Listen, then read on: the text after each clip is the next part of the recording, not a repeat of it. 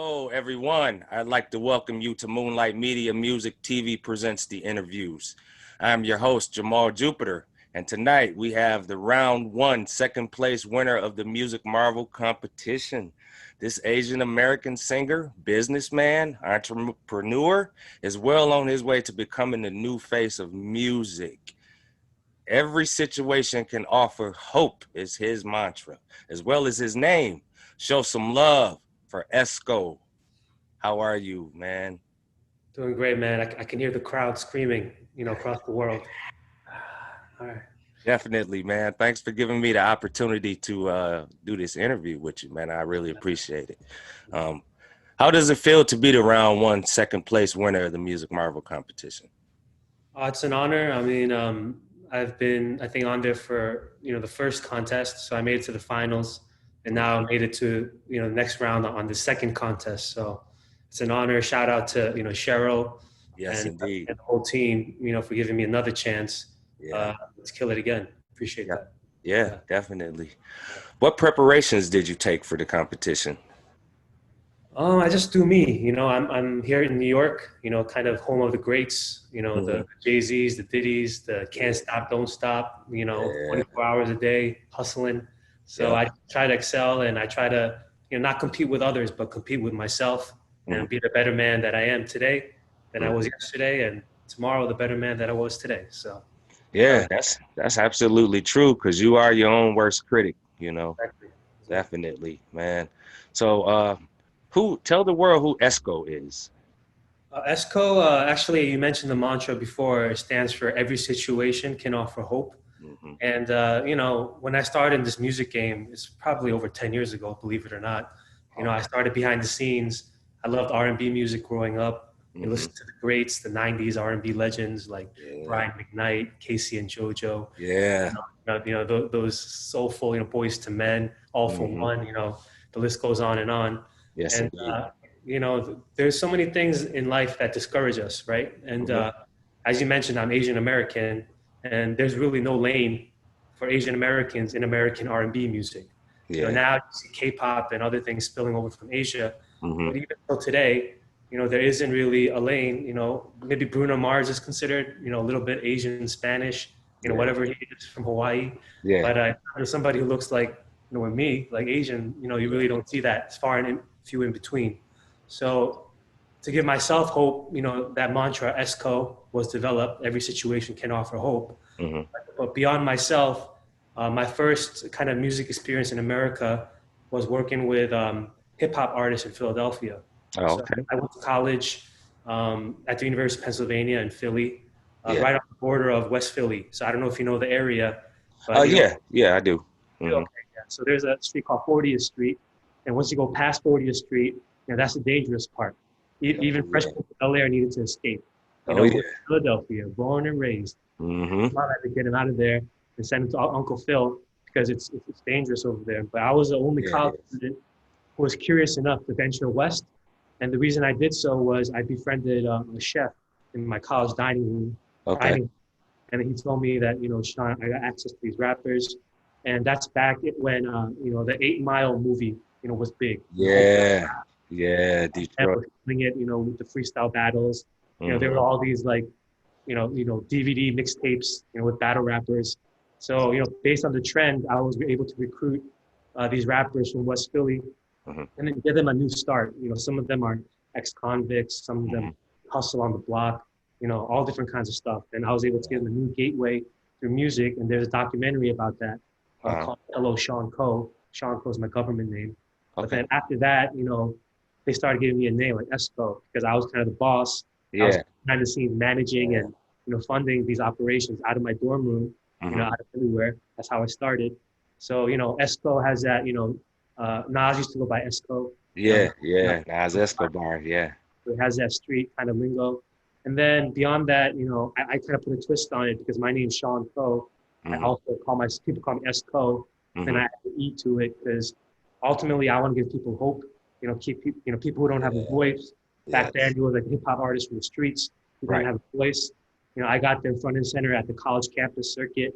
We created like a huge movement in Philly. Ended up with SRC Records, Universal, growing from there, and then past 10 years behind the scenes, I've been a manager, songwriter, producer, and now, the industry is kind of flipping the script and saying, ESKOH, it's time for you to represent your people, and we know you have experience and the credibility, so let's go ESKOH. Yeah, that's dope, man. That's really dope. Definitely, man. Talk a bit about your musical background. Does it run in the family? Yeah, definitely. I mean, I come from like a family of like musical people, but I kind of really got my personal experience in the church. Oh, okay, yeah, yeah. So that's why, like, sometimes when I sing, I get the Holy Ghost. It's so But soulful. Yeah. so exactly. Hmm. And, I don't know if you know, but where my family's from originally, I was born and raised here in New York, but Okay, my yeah, family's from Korea. yeah. Religion and Christianity is a big thing out there too. And Hmm. I believe that's why K-pop's flourishing because, for music, you need to have soul, you need to have feeling, you need to have Yeah, passion. yeah. So I started in the church, and then from there, when I was 16, they sent me to Korea because Hmm. like K-pop was bubbling. And then I looked at the contract and I said, I don't want to be a slave out there. You know, Yeah, yeah. I don't blame you. Yeah. exactly. Out there, industries, back then was fucked up. Now it's a little better, but still, Hmm. all these young cats like BTS, like, they're owned by their agency and they Hmm. don't have an identity on their own. But I came from New York growing up with these legends and looking up to the MCs, who were storytellers and so forth. I Yeah. wanted a different lane. I wanted to create my own brand, my own identity. And Hmm. that's why I took a step back and I said, you know what, let me learn the game and then let me enter it in a more powerful way. Right. Cool. Yeah. Being in New York, there is a melting pot of artists and entertainment, the whole nine, man. You carved out your own sound and your own niche there. Like you said, it's kind of difficult, doing that when you are of Asian American descent. Right. But how did you get in there like that? Like, how did you get people to listen and to respect what you're doing? Because it's dope. Yeah. So the way that I got connected with this whole contest that we're talking about today is, Cheryl's running it, but Yeah. she partners with a guy named AD. I don't know if you know AD, Yeah. but Yeah. I do. Yeah. he's a big, he's been at the labels, doing a lot of marketing and stuff like that for a while. And the Hmm. reason I met AD was through my manager, Jimmy Cozier. Okay. So if you know 90s R&B, you know the song "She's All I Got." Oh yeah. Oh Yeah, yeah. it was a top R&B hit. And I befriended him 10 years ago. For me and him, like we don't see color. Like he's my brother, I'm his brother, Oh and, yeah. Yeah. he's from Jamaica. So if you go down to Jamaica, I don't know if you've been there, but like Asian people are kind of running the music scene Not down. yet. I'm on the way. Yeah, exactly. Like PP Records, Mr. Chin, all these people are like Asian people. Yeah. So like he comes from that background, so he didn't see like what we see here in America, black and white, and all Right. the different colors. So he Yeah. kind of took me under his wing the past 10 years.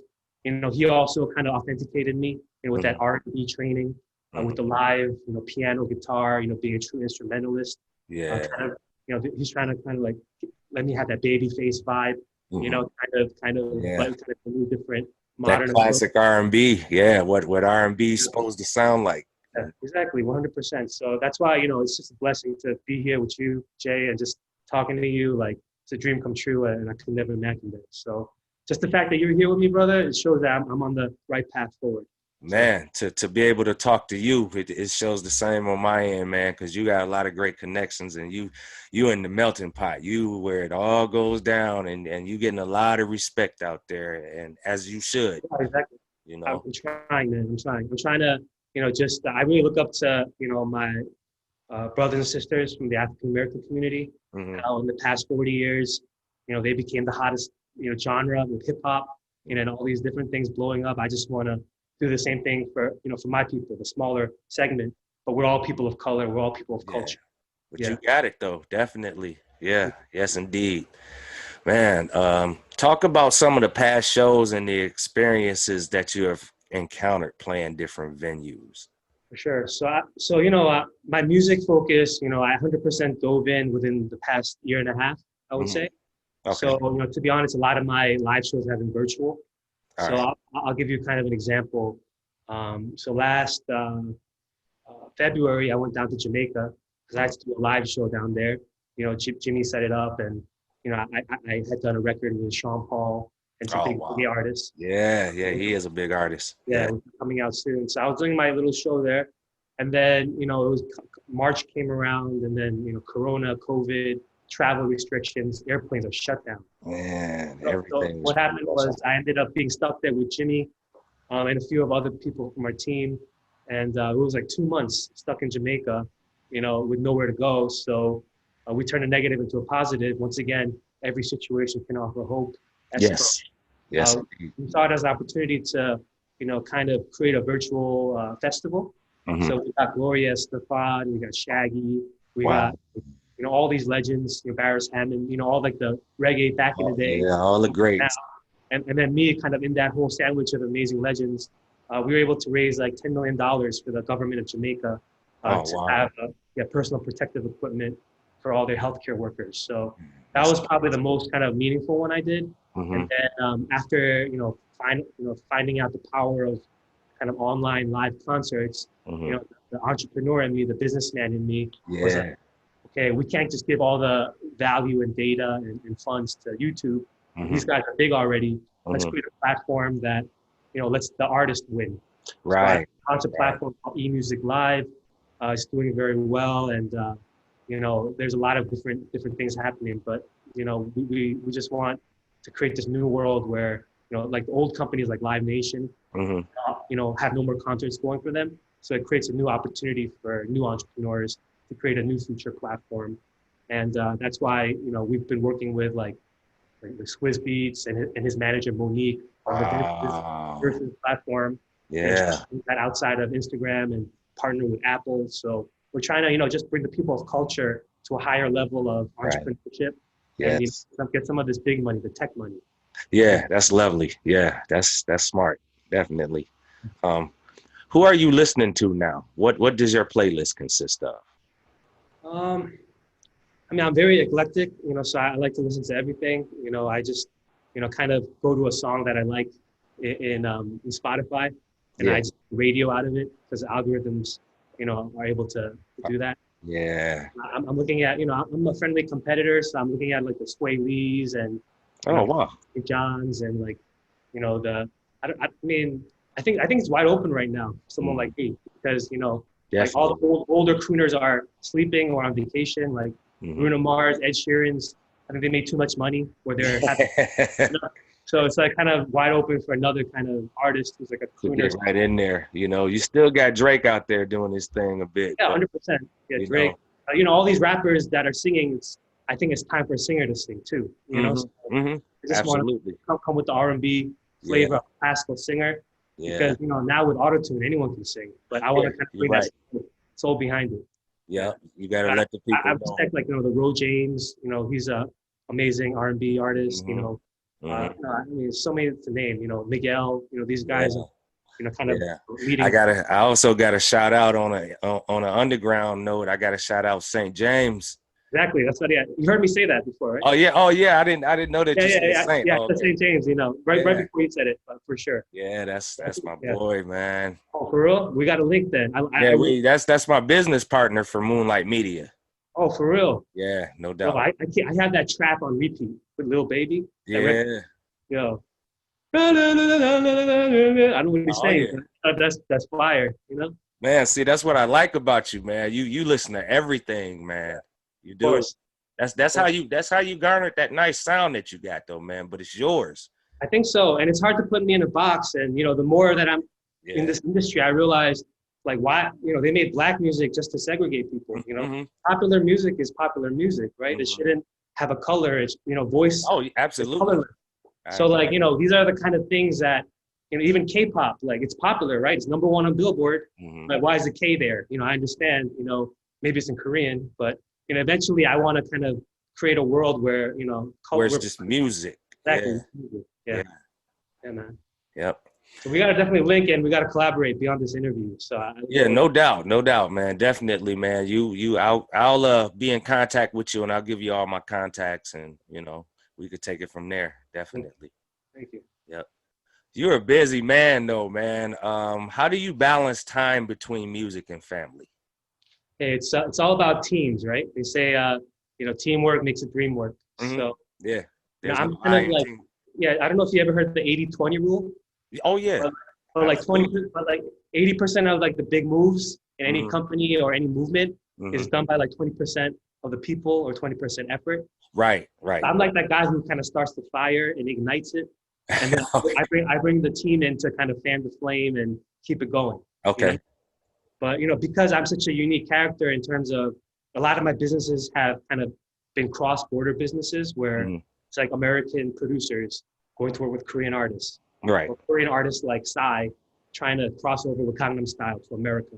So these kind of quick like power moves is what I do, and then I bring in my team to kind of do the rest of it. So those power moves are just like within a day or within a minute. You can make that happen, and then from there. It's just like the music industry. Once you have that hit, then you kind of bring in the manager and the marketing and accounting and lawyers and all this stuff to do the day to day. Oh yeah, definitely. Everything that makes it one big powwow, Yep. How has 2020 been for you? It's been opportunistic. Like a lot of people. I'm sorry. A lot of people are suffering, and my heart goes out to them. And I'm trying to create opportunities for them. Like the artists who lost their touring.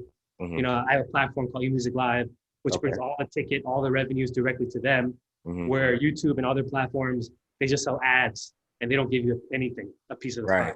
Right. And then I have another company in my portfolio called Drop TV, right? Where we're converting music videos into shopping malls. Oh, wow. So imagine you're watching this video, right? Imagine you can click on this shirt and it goes to your house, right? So these are the kind of technologies where I'm using my tech background, to bring AI, machine learning into the music space. Yeah. And we have another thing where, we're launching a blockchain so that you can like manage your royalties more transparently. Because, shout out to Spotify, Apple Music, but you guys are making a whole lot of money than we are, right?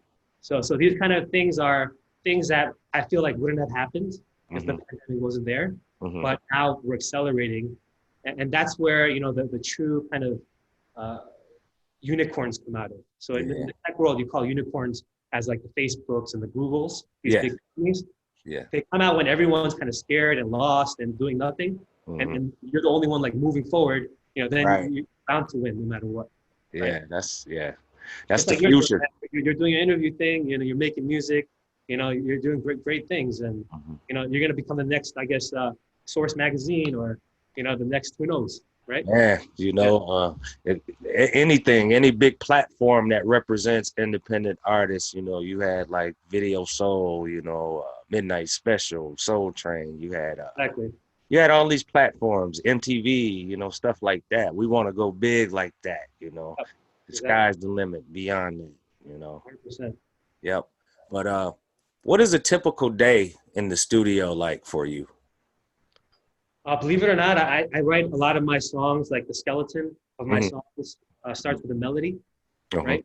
So it's like if there's a beat or if I'm playing keys and doing a progression, I come up with like the hook within the first 15, 20 minutes. Okay. And then from there, I kind of like backtrack because I start, it's like making an essay. When I was in school, the teacher said, first come up with your thesis, right? Right, yeah. And then come up with your intro, body, and conclusion, right? So I feel like the chorus is like the theme, right? And then you backtrack and fill in these, these other areas. But, I do it very quickly. Like within a 2-hour session, I would say I could produce like, 4 to 5 songs, just. Wow. Yeah, that's a gift. That's why I do it, because it's natural for me. That's a gift, man. Yeah, it's in you. Yeah, definitely. It's definitely in you. Man, being in New York, I'm sure that you are always around a bunch of different influential people, famous ones as well as other ones. And speak on some of those deep experiences, some of the deeper ones for you that really touched, I mean, the first one I ever had was not a celebrity per se, but a son of a celebrity. Okay. So that's kind of got me close to kind of like the the Black brothers and sisters. Is I grew up in a school where myself and there was myself and then another Black brother, right? And he was the son of Stevie Wonder. Oh wow. So and Stevie Wonder was my neighbor, kind of growing up in Alpine, New Jersey. Oh, man.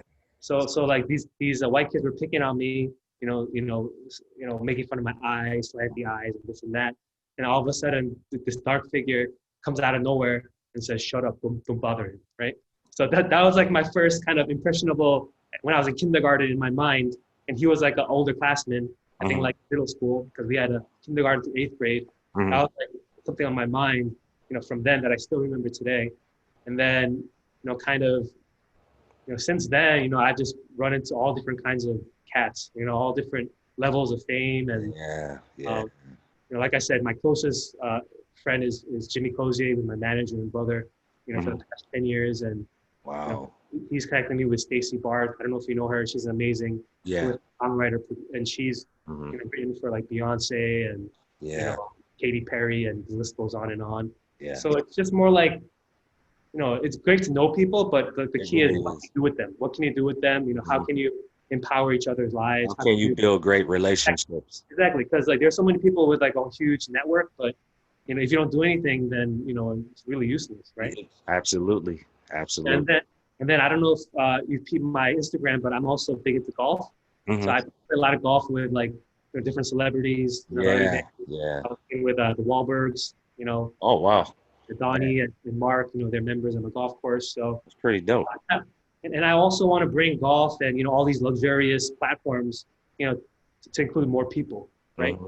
Now I just create a coalition because right now I'm in the New York area, but I'm right across the bridge in Jersey. Okay. So we're really pushing for the new cannabis laws to be very fair. So now I have like a consortium of different celebrity friends.